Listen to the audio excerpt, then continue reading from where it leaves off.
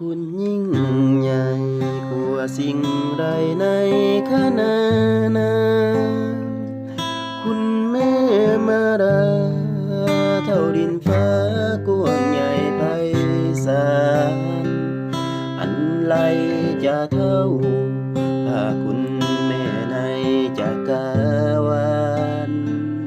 หาใส่เปรียบบานเท่าเทียมคุณแม่นี่นะผู้ให้กำเนิดก็เกิดดวงจิตวิญญาณ